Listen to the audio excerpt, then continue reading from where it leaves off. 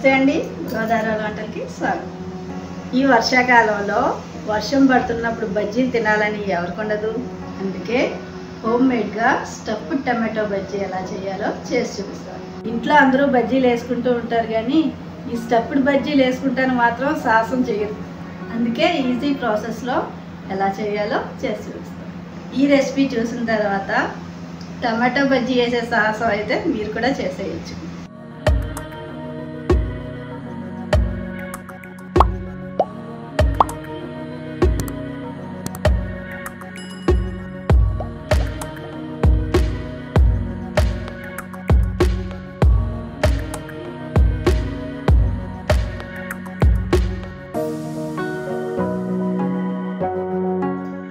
Cup శనగపిండికి ఒక 2 spoons బియ్యపిండి add చేసుకోవాలి.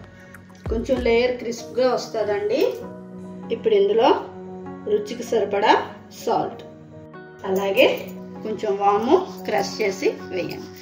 వాము వేసిన తర్వాత ఒక 1/2 స్పూన్ వంట సోడా కూడా వేసుకోవాలి. వేసి మిక్స్ చేసుకొని బ్యాటర్ ప్రిపేర్ చేసుకోవాలండి.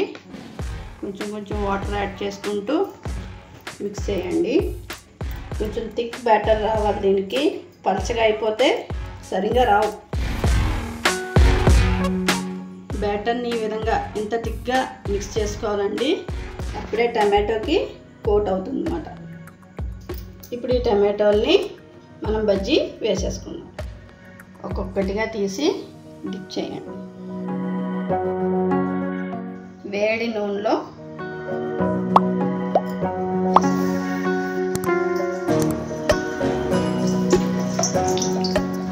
ఇలాగే అన్నీ వేసేసుకోండి. ఇలా వేసుకున్న తర్వాత నెమ్మదిగా టర్న్ చేయండి.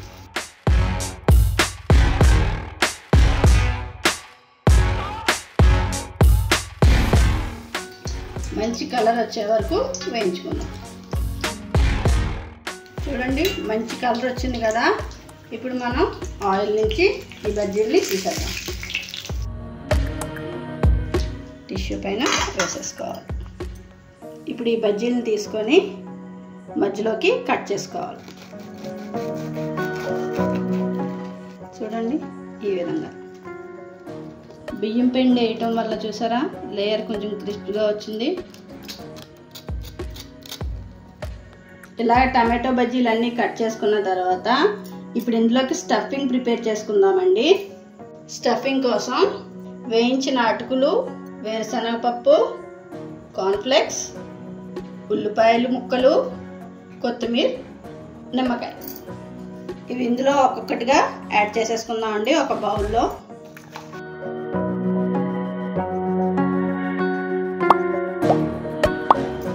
ఈ స్టఫింగ్లోకి సరిపడా ఉప్పు, కొంచెం కారం, ఒక స్పూన్ నెయ్యి వేసిన తర్వాత ఒక్కసారి మిక్స్ చేసుకోండి.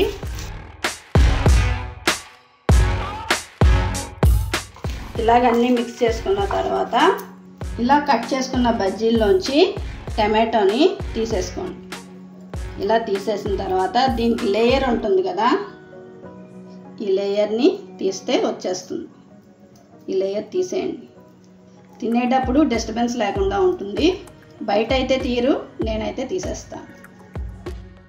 ఇలా తీసిన తర్వాత ఇందులో జ్యూస్ ఉంటుంది.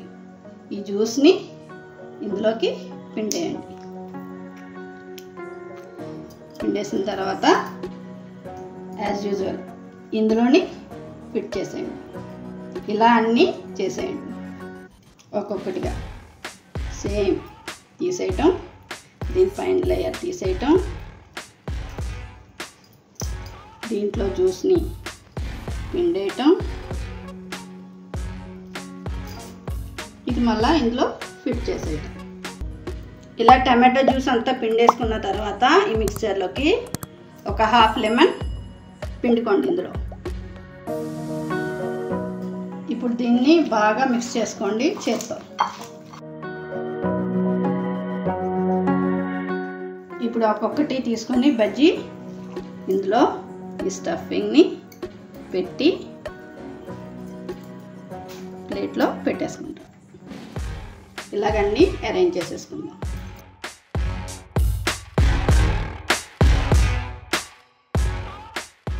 ఇలా అన్నీ అరేంజ్ చేసుకున్న తర్వాత పైన కొన్ని వేరుశనగపప్పు,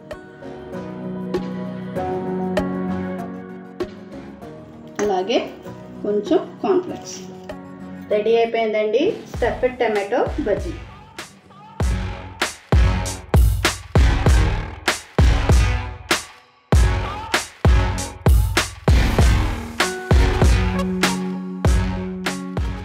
ఈ రైనీ సీజన్లో ఒక్కసారన్నా ఈ రెసిపీని అయితే ట్రై చేయండి. ఐఎమ్ షూర్ చాలా నచ్చుతుంది.